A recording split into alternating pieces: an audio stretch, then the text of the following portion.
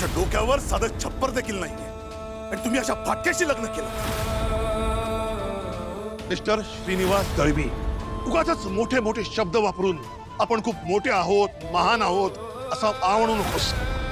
काय करतो तुमचा नवरा? रिक्षा चालवतो.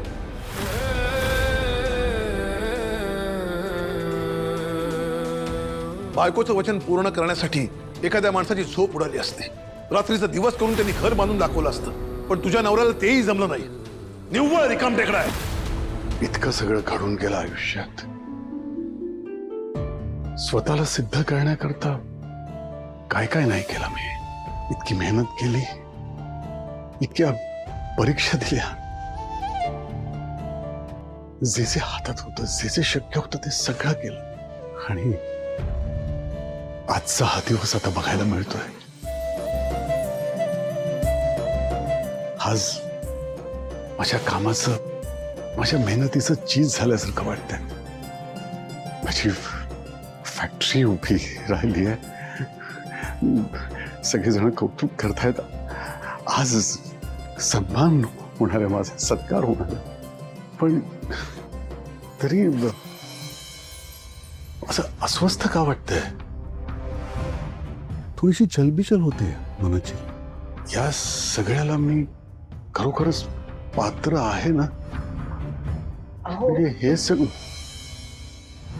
लक्ष्मी, नाही काय बरं झालं तू आलीस. नाही ऐक ना, ते बसा म्हटलं ना. अगं बस. अगं मला मन खूप प्रश्न विचारते का? श्रीनिवास दळवी, आज जो सन्मान होणार आहे, सत्कार होणार आहे, त्यासाठी तुम्ही खरंच पात्र आहात की नाही?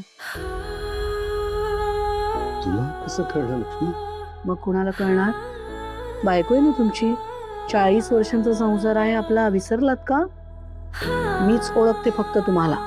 हे खरं आहे ग, पण ना म्हणजे बघ ना, आयुष्यात स्वतःला सिद्ध करण्याकरता, इतरांना स्वतःची किंमत कळावी याकरता खूप प्रयत्न केले, खूप मेहनत घेतली, प्रामाणिकपणे सगळं केलं. आज आता हा दिवस बघायला मिळतोय. म्हणजे हातून काहीतरी शोध लागला, पेटंट मिळालं, फॅक्टरी आता माझी सुरू झाली आहे. म्हणजे अशी एक आता योग्य दिशा सापडल्यासारखं वाटतंय. आजचा दिवस तर विशेष आहे. गावात सत्कार होणार आहे, आपल्या माणसांकडनं सत्कार होणार आहे.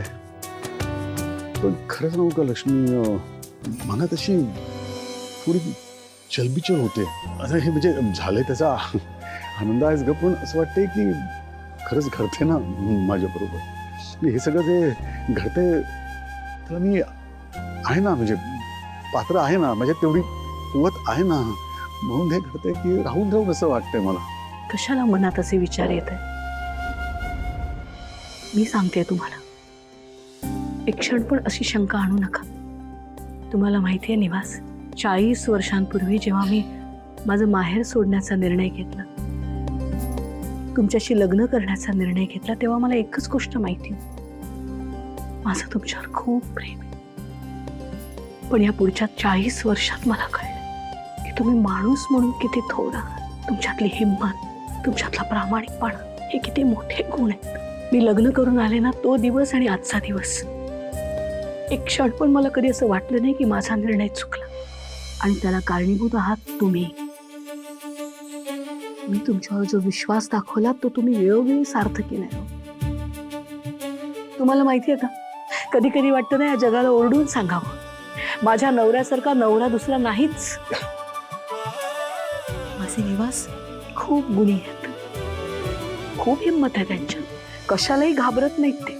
कुठल्याही संकटाला असं ताठ मानेने सामोरं जातात. किती वेळा हरले तरी पुन्हा उभे राहतात. फिनिक्स पक्षी असतो ना, अगदी तसे. अनेक वेळा शून्यातून विश्व उभं करताना मी पाहिलंय हो तुम्हाला. आणि तुम्ही बघा, मला जगाला सांगायची वेळच आली नाही, कारण जगानेच तुमची पारख केली. हा जो सन्मान तुमचा होतोय ना, तो तुमचा सन्मान आहे, तुमच्या मेहनतीचा, तुमच्या जिद्दीचा सन्मान. तेव्हा मनात कुठलीही शंका आणू नका. लक्ष्मी, खरं सांग, आज जे काय होतंय किंवा माझ्या हातून जे काही थोडं फार फार नाही जे काही घडलं, ते मला एकट्याला नसतं शक्य झालं.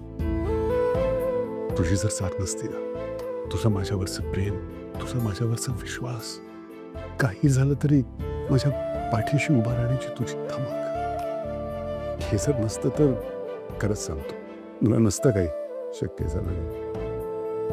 म्हणजे हा सत्कार खरं तर माझा नाहीच आहे. हा सत्कार तुझा, आपल्या सगळ्यात कुटुंबाचा आहे लक्ष्मी.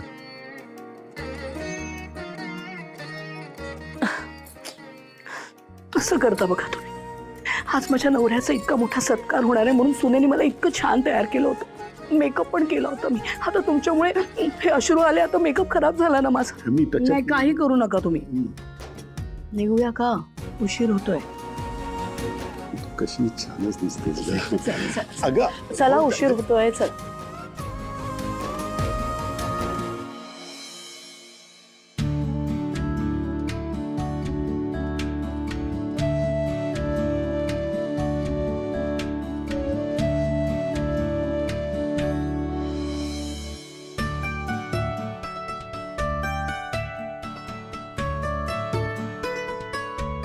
अहो, कधी कधी मला वाटतं त्या दिवशी तुम्ही त्या उत्सवात माझ्या गळ्यात मंगळसूत्र घातलंच नसतं तर, आणि आपलं लग्नच झालं नसतं तर मला आयुष्य इतकं सुंदर आहे, माझ्यावर कोणीतरी इतकं प्रेम करू शकतं, हे कसं समजलं असतं.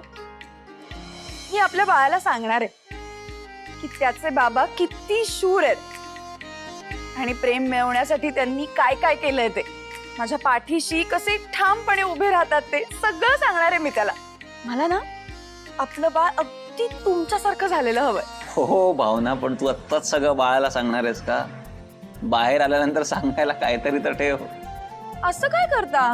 किती दिवसांनी आपल्याला असं गप्पा मारायला वेळ मिळालाय म्हणून मला असं सगळं सुचतंय आणि असं बोलावं असं वाटतंय.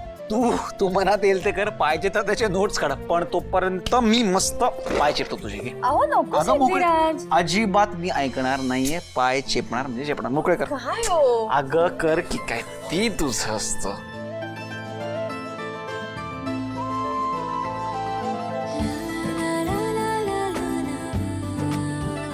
हो ना, थोडं सरक तू 2 मिनिटं सरक तू. बस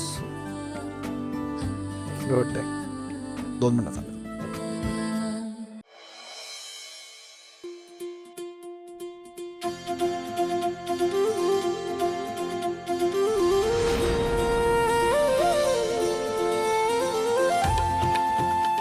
आई, काय छान तयारी केली आहे नाही सगळी. माझे तर डोळेच दिपले, माझी नजरच हटत नाहीये या सगळ्यांवरनं.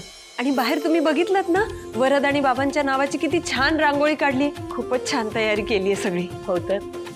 अगं माझ्या नातवाचं यांचं कौतुक होणार आहे आज. आता या दोघांचा कौतुक सोहळा म्हणजे तयारी तर करणारच ना. बाय द वे, आजच्या सोहळ्याचे मानकरी पण तेवढेच सुंदर दिसतात.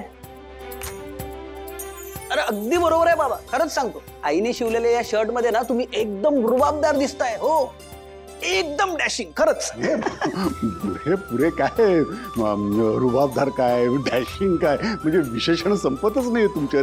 पुरे एवढं काय नाही रे.